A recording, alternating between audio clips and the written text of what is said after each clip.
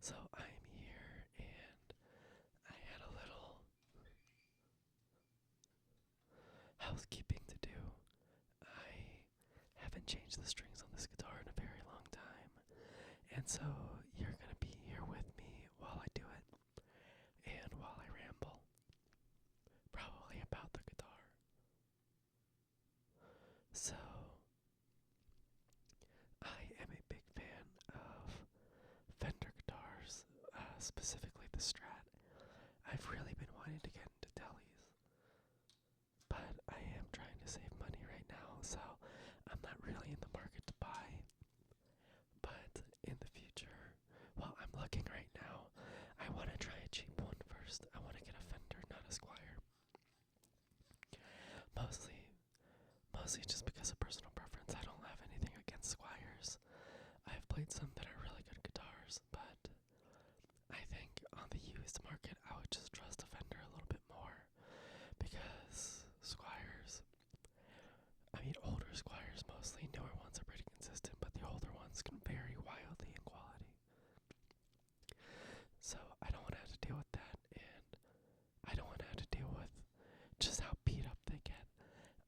I've seen some pretty beat up Fenders, but generally they hold up a little better than Squires, I think. I don't have a trash can. I'm just gonna throw it on the ground and hope I remember it later. But yeah, I mostly play Strats, and this was actually my first American Strat. I think it's all American. It was sold to me as a potential parts caster. Now, for those of you that maybe aren't too familiar with guitars, that's essentially a guitar made out of other parts.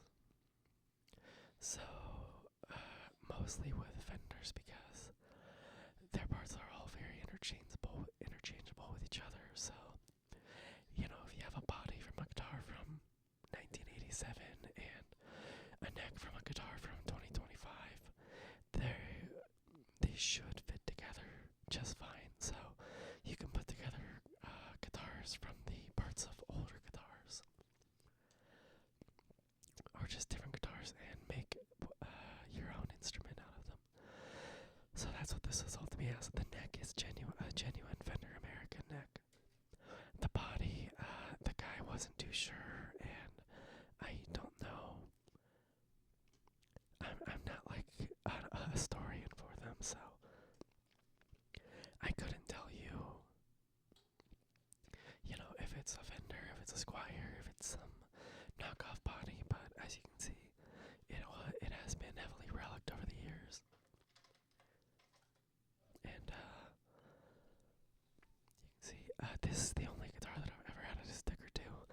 I feel like it fits it just because you look at it, it's kind of got that punky vibe. And also, I just like this sticker. And with it only having one pickup, I don't have any other Strats with one pickup. So it has a lot more space right here. But yeah, let me do the real quick math in my head.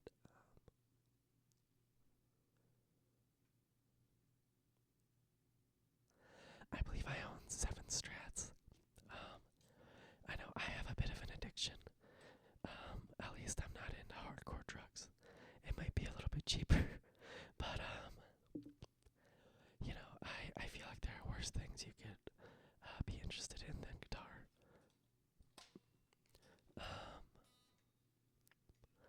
So yeah, 2 of them are Squires,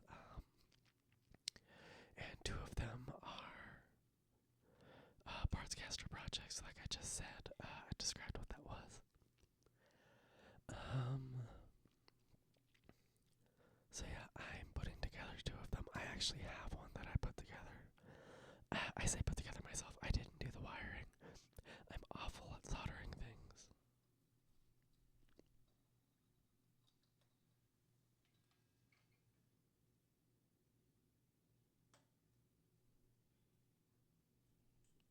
Sorry, I was struggling a little bit there. So yeah, I have other people do that because I am not at all talented in soldering. I've done it twice, and both times, in fairness, I did get a sound out of the guitar. Against my credit, they weren't very good sounds.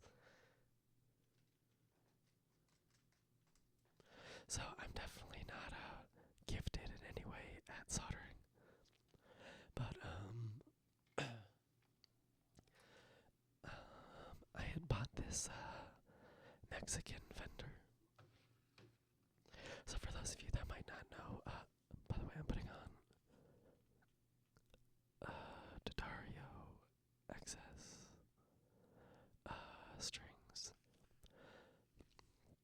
I have to get into the strings after this. I'm sorry, since I haven't done this in a little bit, I haven't quite got back my train of thought. But yeah, there are vendors made in America, vendors made in Japan. I'd say those are the two highest levels. Regular production levels. There's also the custom shop and the mod shop. I think the Dream Factory too, but we don't have to get into that. There's Vendor America in Japan. There's Vendor Mexico, which still carry the vendor name, still carry a bit of a premium, but are generally they're made in I think it's Hacienda, Mexico. That factory there, and they're just generally cheaper than the American ones.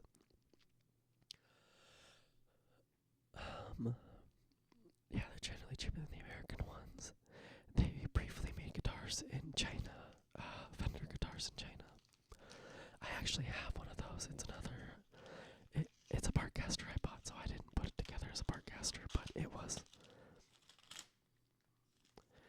Sorry, I know I probably have people yelling at me about how wrong I'm doing this, and that is perfectly fair.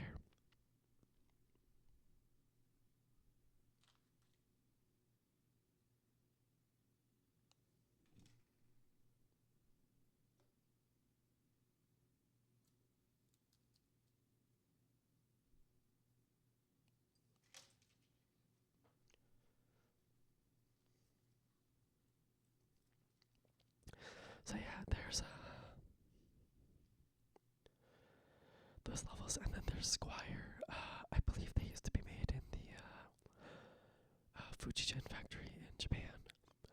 When they first came out, they moved production to Korea, and then to I believe they were made in China and Indonesia.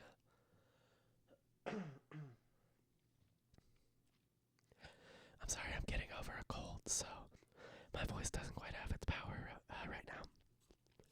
But, we ball.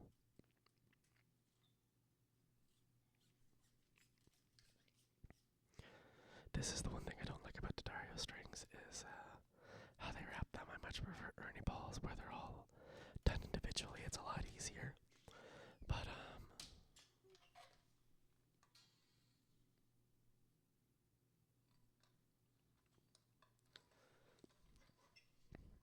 we're making it work. Now, I don't actually have a pair of wire cutters with me in this room, so you'll have to take my word for it that these will get cut. I'm not one of those freaks who leave the string ends on after I tune them up.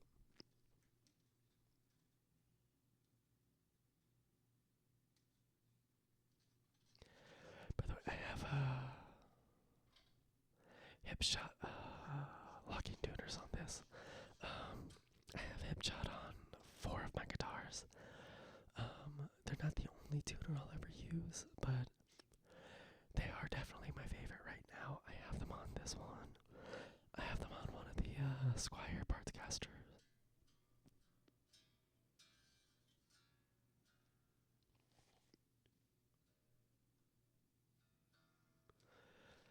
I have them on this guitar. I have them on another Strat, and then I have them on one of my old acoustics.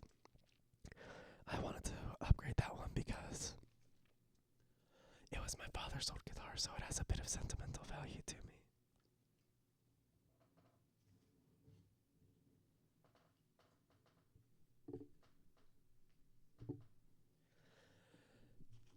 I forgot that I needed the bag because it tells you which color the ends of the strings are. That is one thing I do like about the Daddario strings is, it's a lot easier well, no, I don't like it actually because it would just be easier if they did it in individual packaging, but I digress. I generally find that, at least to my ears, they're a little clearer and brighter than Ernie Ball strings. the sound they give more. I did used to exclusively play the Ernie balls.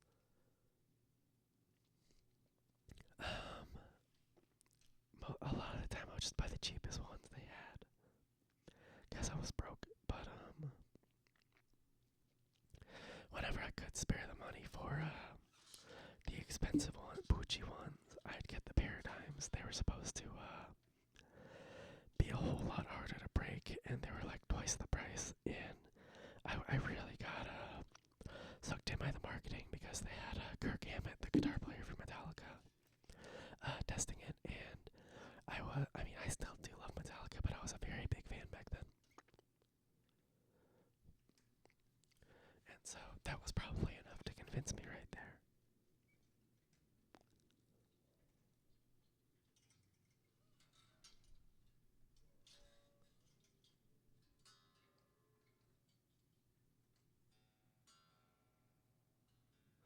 Now, I'm far from having perfect pitch, but I think I have pretty good pitch.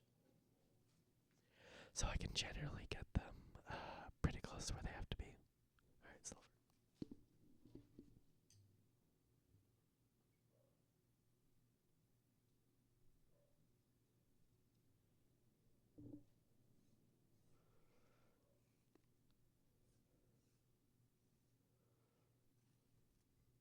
So yeah, for the strats that I own this one.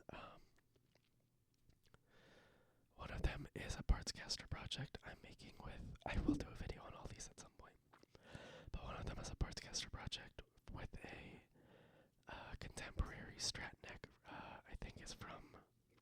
I know it's from the mid to late 80s. I don't remember the exact year. I'm gonna guess 87, just because it sounds right in the moment.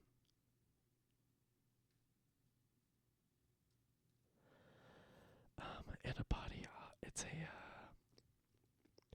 burst finish over flamed maple, which, if you know what that means, then you'll know how potentially cool that could look. If you don't know what that means, again, I'll do a video at some point.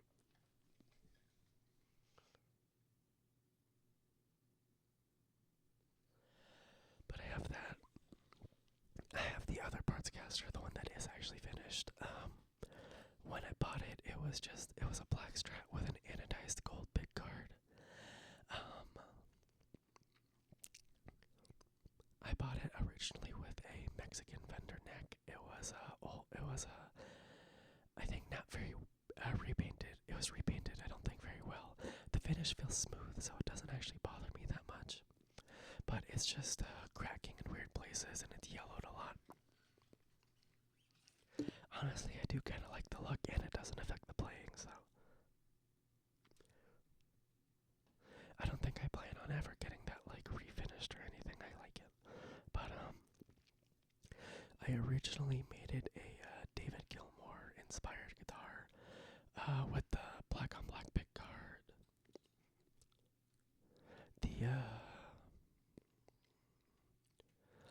It originally had two guitar fetish humbuckers in it. But with the new black pickguard, I changed it to the 3 single coils like he had. It even has the Gilmour mod, which I'm gonna try to explain this for people who don't play guitar. This pickup right here is what carries the sound on that guitar. There are 3 of them, one right here, one right here, one right here. So there's a selector switch right here that has 5 positions. So these pickups are the bridge, the middle, and the neck. So position 1 is the bridge, position 2 is the bridge and the neck, position 3 is the middle, position 4 is the middle and the neck, and position 5 is the neck. So on that usual switch, you can't activate all 3 pickups, and you cannot activate the bridge and the neck together. So that mod makes it so you can do that, so you can turn on the neck pickup, I believe, individually from the others. And so I have that on there, but I am actually planning to change that guitar up. I've already changed out the neck. And it's the guitar of Theseus. But it has a roasted maple Fender replacement neck.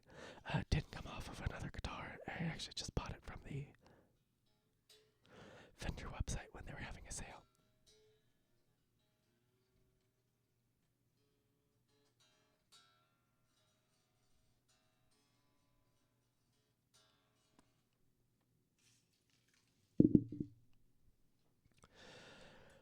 So yeah, there I play, and I have a. You can see it on the like 2019 Meteoras. Um, there was a wide range, regular sized humbucker with the Fender logo drawn on it. I really like the look of it. I bought one of those pickups off of Reverb, just the pickup itself. And so I plan to have that put in there. I want to keep the Gilmore mod, but it will need 500k pots for the humbucker. And yeah.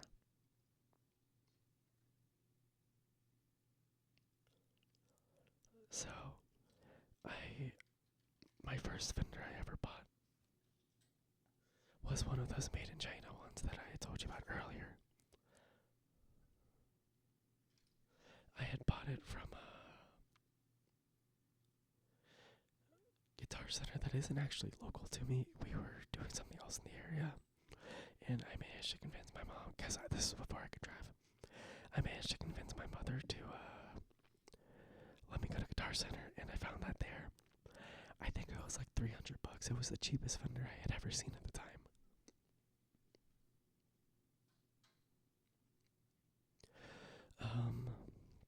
Played it, fell in love with it.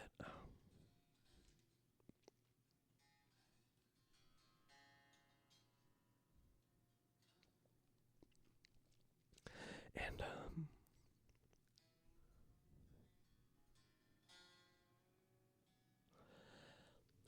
it has two Seymour Duncan humbuckers in it, which I like the way they sound, so I'm fine keeping that in there. That's one of the guitars I tried to solder. The volume knob broke off of it, so I tried to solder a new one in there. As it turns out, I didn't actually do anything, and it basically acts as a third tone knob. But hey, I can still get a sound out of the guitar, and I still like the way it sounds, so I'm not in any rush to fix it. But yeah, so that guitar, it's white with a tortoiseshell pickguard.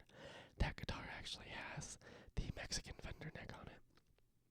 The neck on that guitar is a little in need of repair. I messed up installing it, and I kind of screwed up the mounting holes. So I probably need to just wooden dowel it, and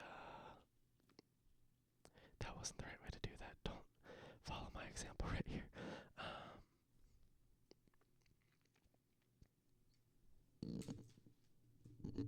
So yeah, I need to wooden dowel it and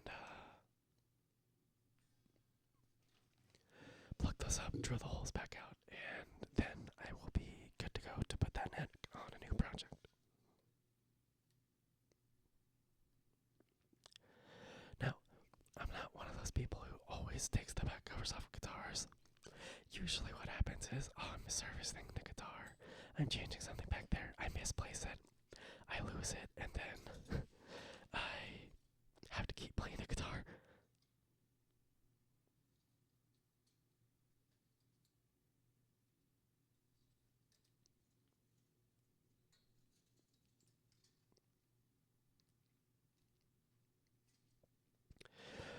So, yeah, that one has the Mexican neck on it.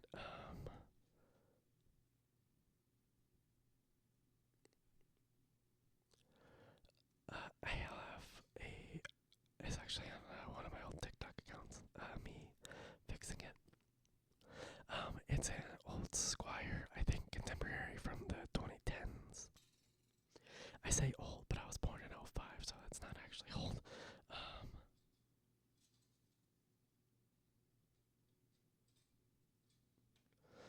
So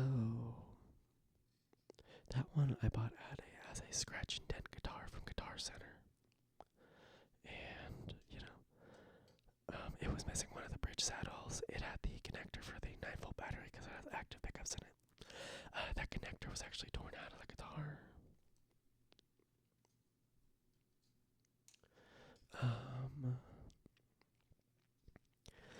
And it was missing it has a Floyd Rose on it, and it was missing the 3/8 piece of the locking nut up here. So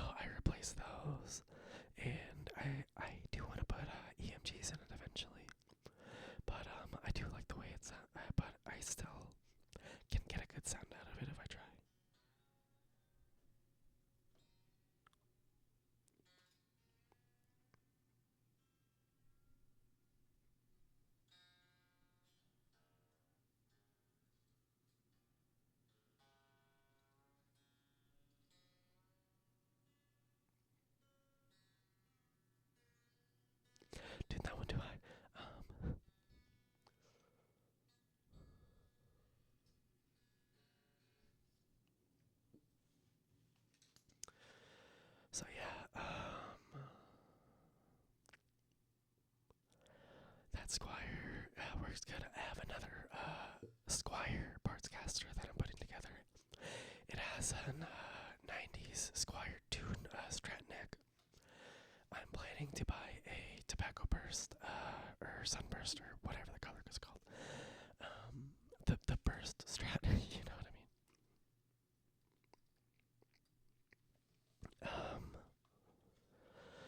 I found a Squire Burst body that looks pretty good for a Squire. Those bodies can get pretty beat up on the secondhand market, but it looks to be in good shape, so I'm gonna use that, and then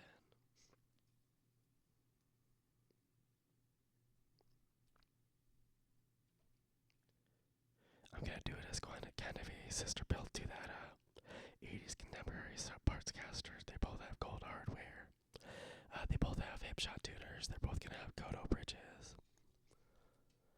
Because Godo have this pretty cool bridge. It's a vintage style strat bridge, but with push-in style bar like you'd find on modded Floyd Roses. And so that's gonna be pretty neat in the guitar.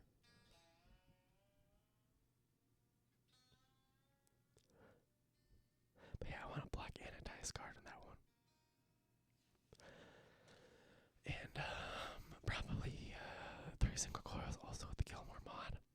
I'm honestly thinking of putting a Telly bridge pickup in that one.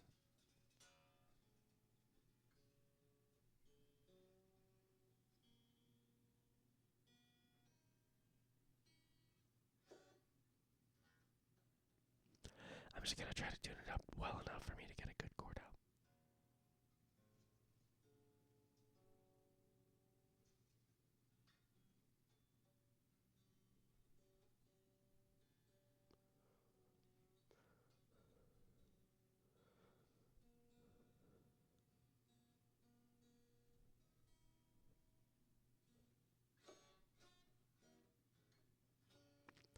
That is good enough for me. So that's probably going to end the video soon, but I want to get through the guitars first, now that my mind isn't preoccupied doing the 2 things at once.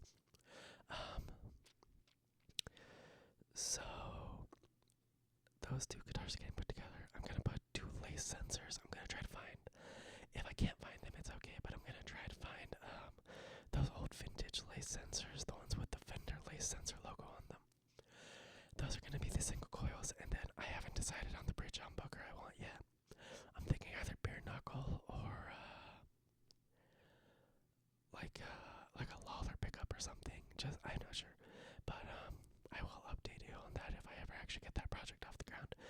And the Squire one, I want a bridge Telly humbucker, or not humbucker, single coil. I really love the way Tellys sound, so I figured that's an easy way to get me a unique guitar that gets a little closer to that sound for me. And then I'm not sure about the 2 single coils yet, but yeah, thank you for listening to me ramble about this for 25 minutes. I love you all. Hopefully it's not as long until my next video, and I will see you all